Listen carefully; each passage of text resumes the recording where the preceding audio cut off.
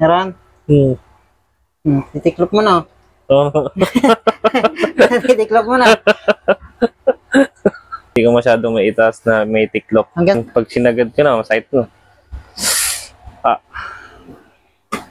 Sumemplang ako eh. Memplang, ba't ano nangyari? May krudo sa alasada eh.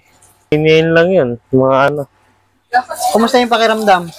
Ito, masakit. Hindi ko masyadong may galaw, may angat. Sige nga. Buka mo. Yung kabila, yung kabila. Ito yung kabila na ano ko. Okay. Okay yung kabila. Ito, hindi ko masyadong maitaas na may tiklop. Hanggang Pag sinagad ko na, masakit ko. ayusin natin. Hindi naman masyado. Hindi. Ang ginagawa ko pala ngayon ay yung tinatawag po na palpation. Madalas po itong ginagamit ng mga manghihilot para malaman kung saang muscle yung nagka-cramps. Isa rin to sa paraan para malaman ang pain scale ng isang client. Hindi mo pa siguro alam pero pagka naiipitan tayo ng ugat, nagkakaroon madalas ng muscle cramps. Wala. Kapag naiipitan kasi ng ugat yung apektadong muscle, kapag pinindot mo, masakit. At hindi ibig sabihin na kung may iniinda ka sa tuhod, doon lang talaga yung problema. Sa sitwasyon ng kliyente ko ngayon, simula sa balakang hanggang sa tuhod, yung iniinda niya. At kapag nalaman ko na lahat ng apektadong muscle dahil sa pagkakaipit ng ugat, pwede na tayong dumiretso sa muscle correction para maayos na natin yung iniinda niya. Hanggang saan nyo kaya itiklop? Yan, ganyan. At ito naman yung tinatawag na range of motion para malaman yung flexibility.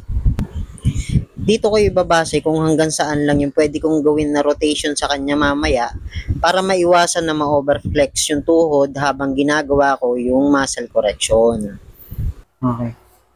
Ayan na. Okay, relax mo na. Yan yung mga preparations ko bago ako magsimula ng paghihilot. Para makasigurado na tama yung muscle na aayusin ko. Alam mo ba na sa simpleng galaw ko na ganyan, na ibabalik sa tamang posisyon ang mga muscle na apektado ng injury. At kapag tama ang preparation, maganda ang magiging resulta.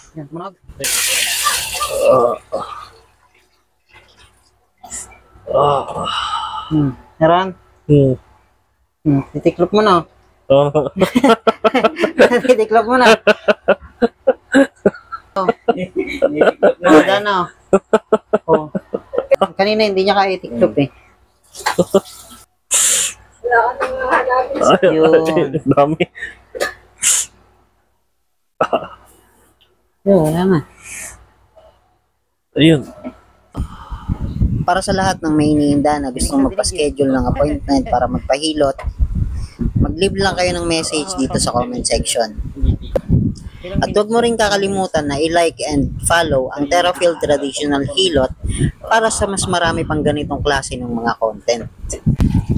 Save and share mo na rin tong video para mas marami pa akong matulungan.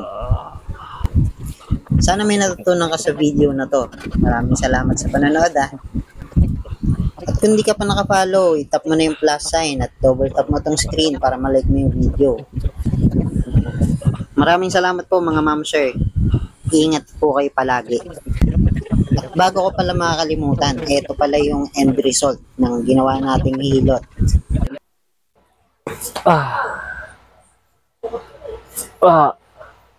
Tumanog? Saan? Parehas. Dito. Sa may balakang? Ay, medyo ano na, okay na. Tayo ko nga. Kaya mo na yan ngayon. Ganito lang. Magayan. Maano lang yan, lamog lang yan. Oh. Ayan.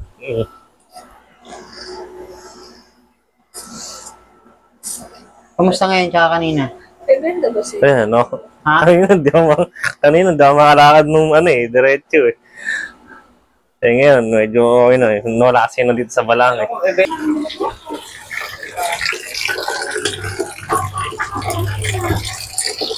Ayan mo na. Paano, nakakapaglakad ka na? Oo, ganito. Kanina, ganito yung lakad ko eh. Hirap na hirap eh. Yan, nakadiretso no.